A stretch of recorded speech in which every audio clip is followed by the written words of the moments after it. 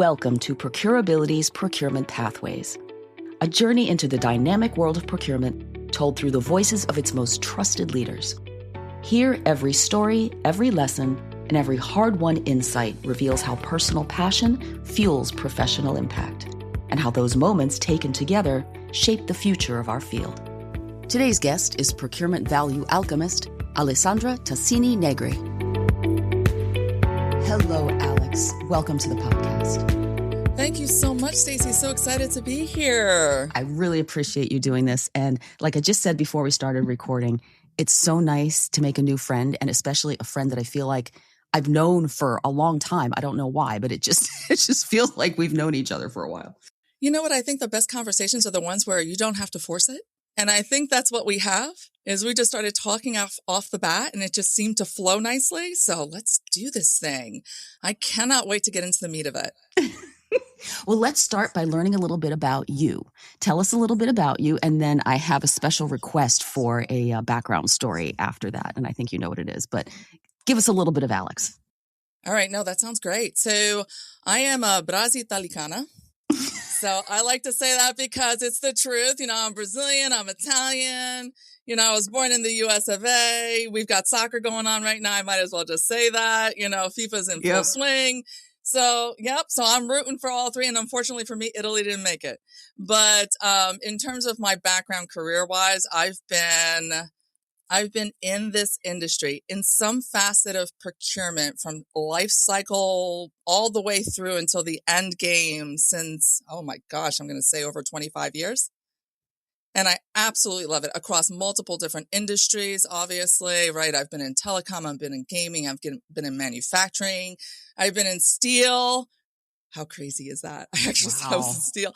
I've been in steel. I've been in financial services, and I'm so excited to be able to actually talk about a little bit of what that entails and the journey itself, but an industry and a function that I absolutely love. And I wouldn't change one single aspect of it, not one. And that is an impressive statement, given what I'm going to ask you next. Oh, okay. In this podcast, I always ask how people got into the function. And in pretty much every case, in actually every case thus far, nobody has meant to be in procurement when they were in college. We've all just kind of fallen into it in one way, shape, or form or another. Please tell us your story. I love this story. You know, it's insane when you think about it, right? So my intention was actually go into publishing and editing, because I graduated in English writing poetry. Wow. So that's what I thought I was going to do. And as I sit here and I think about how things evolved, it was a very, very different result, obviously. So going back to way back when, thinking about what the market was like, how difficult it was to get a job and so forth, graduating from college, I kind of stopped and I said, okay, how do I do this in a way that I bring as much attention to my resume as much as possible as an individual? And I don't get overshadowed by the fact that I'm a female, because my full name is Alessandra Tassini-Negri. So think about that for a second. I'm a female and I'm ethnic, right? So it was a little bit of a different world for sure. So thinking about that, I kind of said to myself, I'm going to change my name. I'm going to use something that people will not know what it is. So I don't know if it's a female or a male that I'm interacting with. So the first thing I did was I changed my name on my resume. And I said Alex instead, because I knew that would be an easy way in. So I'm like, okay, let's play this game. Let's try and see what happens there. So it was a little bit of experimentation. And then I remember looking in the New York Times, and I'm looking for publishing and editing companies and so forth. And I found one, and I put my finger on the New York Times. I had my resume on the right-hand side, along with a fax machine, and it was in the fax machine. And the moment I turned, I kid you not, my finger slipped. My finger slipped, and I know that sounds insane, but it did. I wasn't paying attention. I was more in tune with the fact that I needed to remember the fax number associated, right, than where my finger was. So when I turned around, I didn't look at the name because my finger was covering it. So all I saw was the fax number, and I typed in the fax number and I let my resume go. Mm-hmm. And the next morning I get a phone call, and it's from a company called Allied Steel. And I'm thinking to myself, I'm like, wait, how did this happen? Like, I don't understand. Like, who are these people? And at the same time, my creative brain's going, why not? They called. I just want to hear someone's voice. I want to talk to someone. I want to get a job. Right? So my why not led to a full conversation, which actually included a few moments of, wait, you're female. And I remember saying to myself, yes, I am. Yes, is this a problem? And I remember getting on the phone with the president of the company, and he had the same exact reaction. Wait, but you're a female. Alex Tassini-Negri, you're a female. And I said to him, I said, yes, absolutely. And I'm standing in my kitchen and my husband's in the kitchen with me. And I said, if you hold on one second, I'll verify that for you. And I literally took the phone away from myself. I looked head to toe. I came back and I said, I'm a female. Is that an issue for you? And the gentleman on the phone said, no, that's not what I meant. And I remember saying to myself, oh, yes, you did. But that's okay. And he said, can you come in and speak to me? And that led to a conversation in the room with the president and the vice president.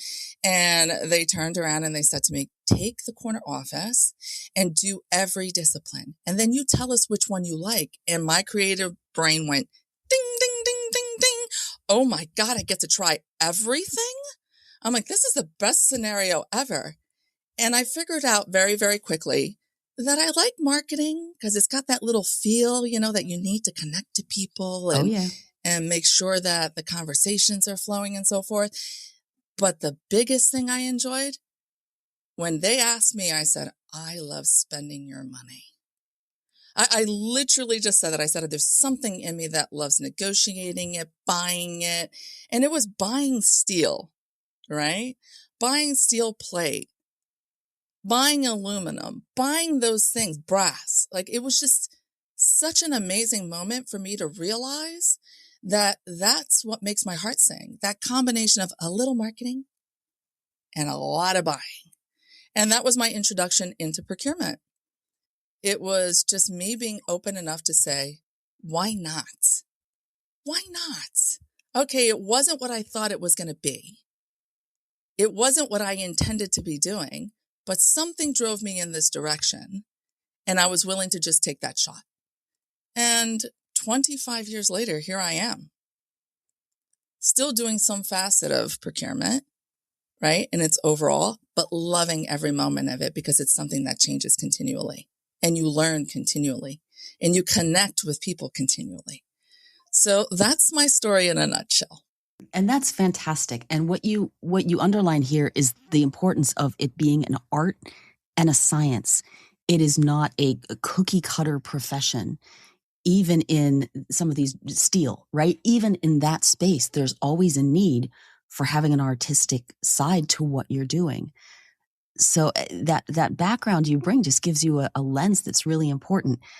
I also want to double down on the concept of connection, because that's something that came through in every one of the conversations we've had so far. Connecting with your stakeholders, connecting with the suppliers that you're working with your teams.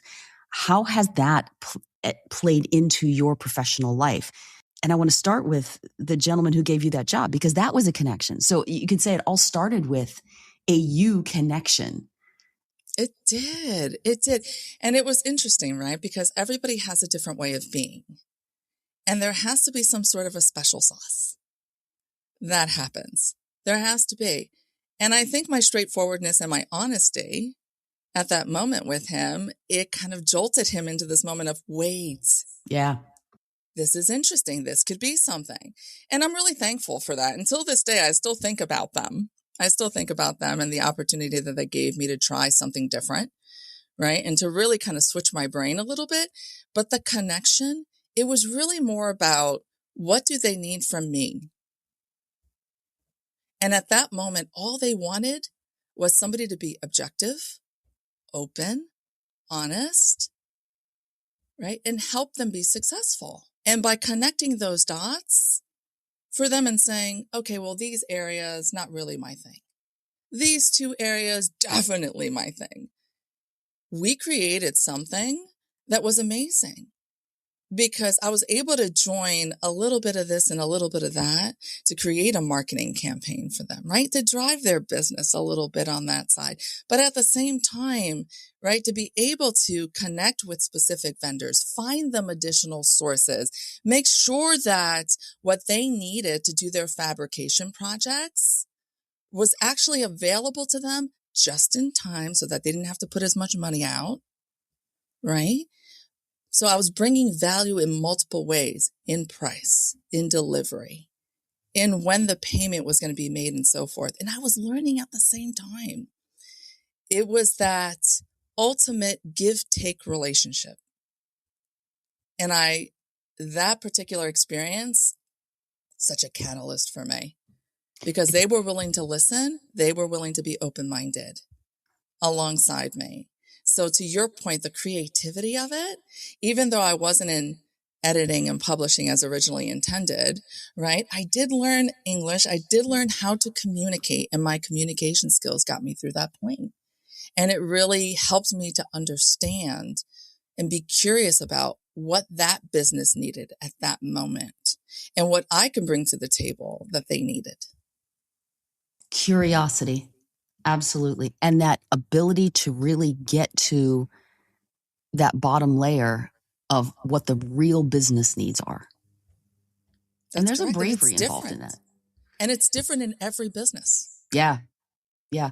So follow-up question on that. You had I want to say that it was part good fortune, but it was also part of your just elbow grease to go in there in that first instance and create an environment and an opportunity for yourself that became that catalyst. So if you hadn't been able to speak up and show the authentic you and do that, that person that hired you, wouldn't have said, oh, wow, she's really honest and this is a breath of fresh air, right? So that all kind of serendipitously happened together. Have you been in environments where looking at the profession with that creative lens falls on deaf ears? Such a question. The way I'll answer it is to say this. I don't think it's that it falls on deaf ears. I think everybody has their own vision of what procurement can bring to the table. Some people want the transactional aspect of what procurement is, the compliance, the actual risk mitigation aspect of it and so forth. Some people want the partner. And depending on where their journey is, it ends up in different places, right? So being able to come into an environment and learn, oh, okay, this is where they are. It really makes you more of that. Here's the first step we're going to take. Here's the second step we're going to take. I'm going to show you where we start and where we're going to be. Yeah. And it's a journey that could take years. It could take years. So I'll give you a perfect example of a scenario like that. When I joined Dun & Bradstreet, that's a good one, actually. When I joined Dun & Bradstreet, there was no team. There was no team. Mm-hmm. They were looking for somebody to come in and work with their IT department. And they're like, nah, I just want somebody to come in and start embedding themselves with certain stakeholders in certain departments and identify potential opportunities and so forth. And at the time, ironically, since there was no team, it was okay, we're going to build from the ground up. We're going to set up some foundations, but we need to make connections. We need to have relationships, and we need to start showing people, yes, you're the SME. What can I do to help you make that even more powerful? Yeah. And procurement ended up with HR. So as part of the HR function, and then started building that relationship within HR, and HR needed help. HR needed help, and this was perfect, and started working on different projects to identify specific suppliers and professional services and so forth and so on. And they're like, ooh, I love this. And then it started building momentum, and people are like, hey, can I talk to you about XYZ? What do you think about this? And it started building that momentum within the organization to where I hired a new person. And then I hired a different person. So now I had somebody who was in charge of IT, and now I had somebody who was in charge of professional services, and now I had somebody who was in charge of this. And then I had vendor management, and it just continued to move with the business because there was nothing there before, but it was moving with the business based on what the business needs were. Yes. At the particular time. Yes. It was almost like how do you put it? Like you start at ground zero, and then that curiosity builds in, and then you show them what you can do, and they go, wait, if she could do something like that, what are we missing out on? And then you're able to add that additional lens of, well, if I just bring one more person in who has this background, who understands this particular category, imagine what you can do then. Because you're a subject matter expert, and I need you. Yes. But you also need your relationships. And I need to bring to the table what you don't know that's going to bring back value in all different aspects back to you so that you can keep your relationship, so that you can build on what the commitment is and the delivery is, and you can make the business more successful because that's the end game. But it is a proving ground in some organizations where you start with nothing and you build. And in some other organizations, you come in and there's a partial piece and you're building on that. But it's really trying to figure out how the business determines for themselves what is most important at that moment, and then showing them what comes next. That's beautiful. And there's a delivery mechanism to that too. I want to go back to the fact that your educational background is in, well, let's say, you wanted to be in publishing and you were an English and poetry major, right? And I'm with you. We were both English majors undergrad. The ability to communicate effectively and get that messaging across becomes really, really important. And this is another conversation we've had around the soft skills of that. How has that ability, because I know you have a deep background in arts, how has that background supported your procurement profession? You know, the biggest piece that I would say is the flex. Mm. When you're not preset, it brings about opportunities you would never expect. Right? Having a mind that says, why not? Like I said in the beginning of this, why not? That's interesting. Let's dig into that a little bit more versus, well, this is how it's always been done. And the procurement structure is X. When you do it with an open mind, you're capable of anything because yes, there is a procurement structure, right? Everybody gets stuck in this procurement structure, but that doesn't mean that every single thing in that procurement structure applies to the scenario you're in. You have to pick what does and what doesn't. And then you know what? It's not going to be play by play. It's not a copy paste moment.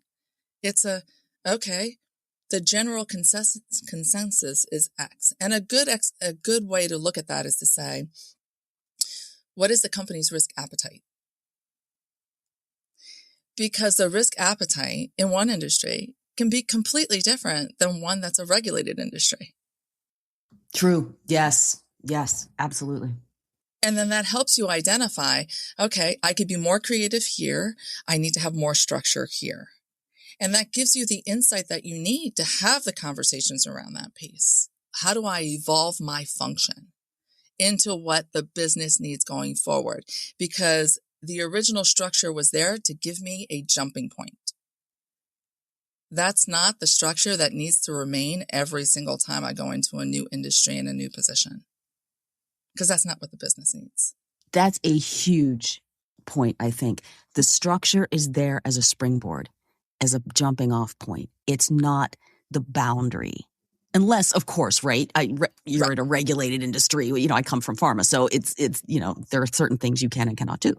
But around that, there is room to be creative. And that's, as you've seen in every industry that you've worked with, that's been part and parcel of how you work. So you've lived it. I have, and I do it every single time. And I will tell you that I don't think I've ever gone from one to another and it's the same. But that's part of the fun and that's part of the flex. It is part of the fun. Yeah. And I would much rather be in a place where it's a little bit different every time, or there's an opportunity to build something based on what is the best opportunity to play in the white space a little bit, so to speak, versus to have that stringent, because there's no room for innovation if you have that stringent. And with a programming. creative mind, unfortunately for us, we don't know how to put barriers. So true. Like that's the moment you start putting us in a box, we're drilling little holes in it. We literally are. We're like, how do we get the space? How do we open the corner? Like, what do we do? Right? We don't know how to do that. We don't know how to do that. Oh, that's so true. It's so true. You got to find a way. You got to find a way. I want to switch gears just a little bit and talk about community. Some of the things that I learned from you when we were doing prep was all about how you are supporting various subsections of the procurement function, whether it's small businesses or various partnerships. You talk a lot about community. And one of the quotes that I already wrote down from you before the podcast even started was finding community moments that bring ultimate value. And I like what you said, that community moment. What is a community moment? There are so many different aspects to that, right? I mean, I love to look at community not just as this is where I work every single day. Because it's not. It's so much more than that. So my community is my team, first and foremost. My community is my family. My community is where I live, right? And the people around me. It's also my network. Absolutely. So we can talk about that all day long. But there are some aspects of this that I think we all need to avail ourselves of and with. So number one being, you have to give back. You have to give back to the community, right? Whether that's in a sense of with my team, we could talk about this. Like with my team, it's all about how do I develop them to take that next step? I'm not always going to be here. They're always, they're going to need to take whatever they've learned into their next position. So it's being a leader. It's taking them on the journey with you. It's not gatekeeping. Procurement is a community of very interesting people. And it's a small, tight community. People don't realize how small and tight we are, and we need to be able to support each other. In a growing market like the one we have today, in an evolving AI first, people in the loop. I mean, think about where we are right now. This is not procurement 30, 40 years ago. Oh, heavens no. This is procurement evolving into something new. So we need to be able to create systems where people can learn differently. We need to be able to develop those individuals and identify new talent, right? Because it's not always going to be where you think it is. And different talent. Right? You need to be able to say, okay, you're great at this, but maybe you're not great at that, but I'm going to leverage what you're great at because that's amazing and that's going to take you places. And then you also have to have the heart to also say to people, maybe this isn't where your heart sings. And maybe it needs to be somewhere else. Because sometimes people need to hear that too. And that's not an easy conversation, but that's your responsibility. Yes, I'm glad you said that because it goes back to this, I don't know if it's a yoga thing or it's a self-help thing or whatever, but saying something to someone, first stop and think, is it kind? Is it true? Is it necessary? And it's like having, I was saying to a friend yesterday, it's like having green stuff in your teeth. If you were talking to me, you would tell me I had something green in my teeth. Oh, 100%. It's kind, it's true, and it's necessary, right? And there's a way to do it tactfully, but also honestly, to sit with somebody on your team and say, this may not be the right place for you given your specific skill set. And there are two things that you've just said that have come up in other podcasts that I thought were leadership mic drops. So here you are, just like rocking out the leadership gold here. The first one was around that. And when you have a resource, instead of saying, your skill set is not right for this role, go find another job somewhere else. Where can we use your skills? That's absolutely correct. Because you have to harness what the positive is, right? And whether that's within your department or whether that's in another department in the business or whether that's outside. Yes. Fine. But you as a leader should help that person get there, regardless of whether or not their investment is going to be on your team for the time, for the long run. Absolutely. Or not. It doesn't matter, right? Because we have this ecosystem we have to create. So that is the team dynamic aspect of it. And then the secondary piece of this is we have to be able to impact the environments that we currently rely on to make us successful.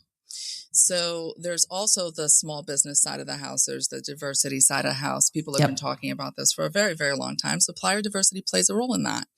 And in other organizations that I've worked for, supplier diversity has been a big ticket because you have to be able to give everyone the opportunity where it actually does make sense. And I say that purposefully. And the reason I say that is because of this. You can include someone and have no intention. That's just a name on a page. You need to make sure that that person, that opportunity, that business is ready and that it's viable for them. Because then that's an actual opportunity. That's something that they can look at, that they can read, and they can go, I think I can play in this space. Or maybe they'll come back to you and they'll say, I can't right now. I can't play in this space, but maybe you can help me play in this space. And then you as a business, because you rely on different customers, on different businesses, on different everything, right? And your business relies upon the success and what you deliver. You should be able to stop and say, maybe there's something here, maybe something in the future. Let's work together and see what that is. And once again, like I said before, in every business, it's very, very different, right? We had a supplier diversity program at Dun & Bradstreet. In other places, it's been more about small business as well. Like the latest company that I work for, it was more about small business. And the reason why we did small business was because we wanted to be as inclusive as humanly possible. And the reason I say that is because you can say 5,000 times over, veteran-owned, women-owned, LGBTQ, you can use disability, you can use all the different affinity groups associated, right? But then you're choosing. Then you're putting a marker on 5% here, 10% here, 20% here, so forth and so on. And I don't have anything against it. But for me, it shouldn't be about that. It should be about the fact that all of them are small businesses. All of them deserve the opportunity. So if they are a small business, great, then compete for the opportunity. Right. Whatever that is, you are a small business. That's amazing. Let's talk. I agree with that. Yep. And even if you're at a big company and maybe there's not an opportunity for a large hunk of business for a small business, how can you create something right that is viable for them? Right. And there's so many different aspects of it, right? There's some areas of the business where that might not be possible, right? Because there's only a certain amount of suppliers that do a certain amount of things. So you have to be honest about that as well. And the risk appetite does bake into this moment.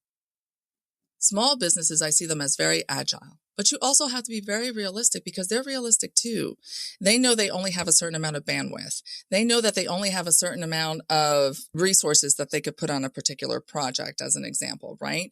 So even just their investment and what they could put out from a financial perspective is different than a bigger organization like an IBM or, we could talk about Coupa, or we can talk about like any of the other technology companies. They don't have the deep pockets. They need help. They need help. And sometimes that means you start small. You're like, I'm going to give you this little project. Let's see how you do on that little project. Okay, great. And then you just kind of move from there and you see where it's going. And sometimes they have more creativity and agility than the larger organizations who currently have, guess what? A structure and a framework on how they work. So the flex isn't necessarily as there as much as it would be with a smaller, hungrier, more agile organization like a small business. Absolutely. Yep. It's mentoring. So you've just talked about mentoring in two different ways, mentoring small businesses and mentoring people in their careers. Again, starting at a certain level and helping somebody grow into what they're going to be and giving them, carving out the opportunity for them to do that. Exactly. With intention. Bingo. So we've talked about creativity in strategic procurement, in developing and executing opportunities for procurement transformation, for category management, all of the things in procurement. How does that approach speak to the ongoing conversation between value and savings? It's so interesting, right? I mean, I think for such a long time, procurement has been viewed as savings generation. People tend to forget that there is, when you think solely savings, dollars and cents, there is an automatic decrementing moment that happens year after year after year because businesses still have to make money. They still have to pay their payroll. The market today, perfect example, is on an uptick when it comes to costs. You have to have a scenario that works for both organizations. And if you don't, you're going to end up losing critical suppliers that, were part of your overall plan. So when you think about savings, you have to think about more than just the dollars and cents. You have to think about what is the commitment? What is the overall goal that you are trying to reach? What is it that you want delivered for your business? And then the timing associated as well. What plays into that moment is relationship. You have to be in a relationship with a supplier and building something new, right? In order for it to continue, it has to be sustainable. So when you're thinking about savings, that's great. You can talk about dollars and cents initially, but you should be talking about who's my representative on this account so that we can make sure that things go smoothly. You should be talking about your plans together. Year 1 looks like X. Great. What does year 2 or year 3 look like for you? And building that in as well. It's not just mitigation. It's also, what does the payment plan look like? I mean, I know people don't talk about this, but the float is important. The float is just as important. If you're getting paid 30, 45, 60, 90, in some cases on a small business, and I'll bring that back as an example, they can't wait 90 days. They want their payment in 15 days, and that's a value to them. That keeps them in business so they can make their payroll. Yep. Right? But for bigger organizations, you could probably negotiate more, and then you can take that money and you can invest in your business even further. That's a great example. So thinking about the overall piece, right? What does that mean? I look at transportation all the time because my husband is in transportation, believe it or not, and logistics. And I hear him say all the time, he's like, stop talking about dollars and cents. You're killing me here. Because I could pay you X, Y, Z, and we can negotiate down to Y. But then they're not going to put me at the top of their list when I need a delivery made. Yeah, that's right. And he is absolutely right. Because where is the business going to go? That supplier is going to go, that provider is going to go to the person that they're going to make the priority, the person that pays them the most. Because they're getting the most value for their money. And that person understands what their value is. And that's just as important. Yes, we need to have a business 100% in alignment with that. But you need to do it in a way where both businesses thrive. Absolutely. Absolutely. And So that relationship, huge to have the conversation. And then trying to be creative about what the models are, right? Putting in tiering. That's something people don't talk about a lot. They just talk about the bottom line. Putting in tiering, talking about what time of the year is a better year to negotiate, right? Because it's not, some people like software companies like the end of the year because then, they're already locked in on their sales for the following year. But all of these things come into play. And these are not normal things that the business thinks about, because guess what? The business is here to make the business successful. They are the SME. Right. Procurement is the partner that makes that possible. Right. And I think we can get so short-sighted when we focus on the C of AQSCIR, right? Because it's all of it. There's the value, there's the innovation, there's the intangible element of this that has to come into play, other than just how much it costs. Because your point, if you overdo the cost or just focus on the cost, you are missing the forest. You can't see the forest for the trees. And You're you're going to shoot yourself absolutely in the foot, right? We both worked in marketing. If you start with cost, that conversation's over before it started, right?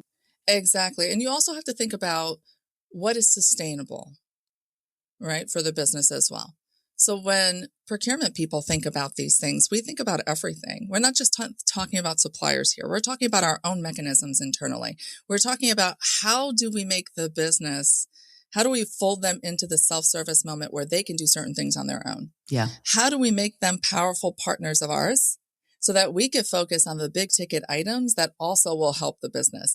But then we also create a loop of speed to business that occurs. For the higher dollar, for the more important, we're in the middle of it with you. We're actually negotiating that. We're leading the conversations. You have the relationship. You're bringing that to the table.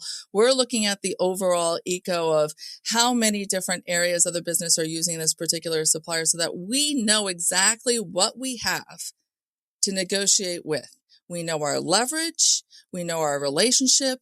We know what we want to get to, what that overall scope is. And on top of everything else, we know what you can do for yourself so that you don't have to wait on us, and where we're going to get involved to really make that impact happen. Clarity. It's easy, it's simple, but it's not. Yes. Easier said than done. Yeah. It truly is. It's a very interesting moment to be in because we connect the dots. That's what we do. We connect the dots between the supplier, between the business owner, between finance, between legal, between risk, between our own people. It's all the departments working together to create the moment that really makes the overall value shine. And if you don't have all those connected tissues, if you don't have all those connected moments and conversations, and if you don't have your data in check, you're going to have a really hard time knowing what's real and what's not, and knowing whether you actually got the value that you were trying to drive in the first place. And this takes us back to what you talked about earlier in the conversation around the skill set of the procurement professional. We talked about how much this field has changed, even since we've been in it, right? And how some of those skill sets have changed. I think the one that you just talked about is consistent, right? And probably growing, that ability to make that connection, that seeing things at a higher level and putting all the pieces together. Above and beyond that, what does the new bench look like? And two-part question, what does the new bench look like? And mentioning the words AI, right? How does AI play into that? Because you can't have a conversation today without talking about AI, apparently. Oh, it's so true. And look, it's evolving on a daily basis, right? It's evolving on a daily basis. One day, the hot ticket is ChatGPT. Next day, the hot ticket is going to be something else. It's Claude. It's all over the place. It's not really about that at the end of the day. Yeah. It's really about how you use it in order to power and accelerate your ability to do what you do well. So it's no longer about the operational bits. It's no longer about the repeatable projects that you have and processes that you have. It's really about making things easy. The things you don't want to have to worry about. It could be as simple as you're going to take AI, right? And the person knows how to do it. So you have to develop people that way too. You can't just say, hey, go use AI, have a good time. Right. No. Little by little, baby steps. Some people are very comfortable with it. Some people are not very comfortable with it. Very you have true. to give them the tools and the knowledge in order to use it and play. I always say play is the easiest way to learn, right? That's how we learned how we were little. Same thing here. So I had an individual who actually went in and he was like, hey, let me just see how I can make this work. I'm going to go in and I'm going to put in a prompt, and that prompt is going to give me XYZ, and I'm going to create a project from that. And then that prompt is going to automate, once I add my information into the system, right, how to analyze my suppliers. Amazing. Let's do it. Let's see let's make that a repeatable moment, right? Because you spend hours and hours and hours on a sourcing event. Hours and hours trying to analyze it. If you could just load that information, obviously I'm not saying in your own chat, please don't do anything in AI that is not protected. Right. I will say that right now. Please don't do anything like enterprise, Disclaimer. right? Enterprise wide, what is available to you based on your company. But go in there and play and have a good time with it, because you know what would have taken you 8 hours to do or a week to analyze could potentially take you 2 hours. With you looking over it and going, yep, that's right, or no, that's wrong. And you have to have the human in the loop. But there are so many things that procurement can do in the procurement cycle, from engagement, communications, change management, development, self-service, all the way through to sourcing events, identification of talent. I mean, it's endless, the possibilities here, but you are the expert. You are the expert. And so the new world expects us, right, to be smart about how we use ourselves as assets. And that's the key component. So when I think about the bench isn't just the expertise in a category. The bench goes back to that flex that I was talking to you about. And it's also the ability of leaders to take a look at not just within procurement knowledge, but outside of procurement knowledge. So I'll use an example of this. I always say, you teach the teachables and then you hire for the criticals. Ooh. And that's been something I've said my entire career. I love that. I've never heard that. I love that. I mean, think about the piece. Like I had at one company, I had a person who was an EA. And I remember talking to her, and she said something to me about how she loves, buying things. And I'm like, oh, then why are you an EA? Oh, because I got my foot in the door. Oh, great. Come on over. Let me teach you. Right? Took her, put her in. She was highly successful. She stayed with me for years. Amazing. Right? Then you have other people. So on the commercial side of things, because we also deal with commercials. Hi, procurement does negotiations on commercials. Salespeople do commercials as well. Welcome to the world. Why is that not a bench? So I had a person on more of the commercial side of the house, and I met with her about an opportunity on my team. And I had the choice between a person who knows the area really, really well, and I had a choice between that person and this person. And I kind of went, I want your fire. I want your communication skills. I want how you go after it like that. I can teach you. But what you have is the ability to connect, the ability to drive, and the curiosity that you need to be successful. I'm taking you instead. And that person is doing phenomenally. We have to stop looking at just our little piece of the puzzle. And we have to look at what are the skill sets right? That are going to take procurement to the next level. And that may not be the general idea of what a procurement person is. Yes. It's the deeper piece. I'm going to say that again. I love this quote. This is an Alex trademarked TM.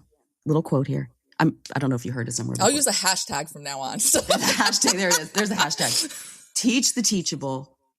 Hire the critical. Exactly. I That's love how that. you build your bench. And I'm sitting here looking at our wonderful producer, Graham. And this is a real life example for me because, yes, there is production and marketing skill set, but the way of Graham in making people comfortable, in the approach to working with every varied individual we do on these podcasts is the critical, right? It's not a teachable thing. It's how Graham is. And the heart emoji, the heart just came out there.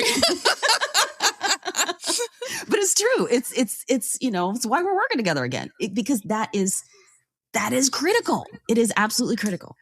And it goes back again, circling back. What you just said circles back to the very first thing we said in this conversation. And that was what that first manager saw in you. You didn't know procurement, right. But he hired the critical. Why not? It was the why not. Right. It was, hey, I'm going to hire the critical and then I'll teach the teachable. Exactly. And that's what everybody needs. And you start that in all different areas, right? You look for talent in other areas. Right. You also bring in, obviously, interns. Love interns.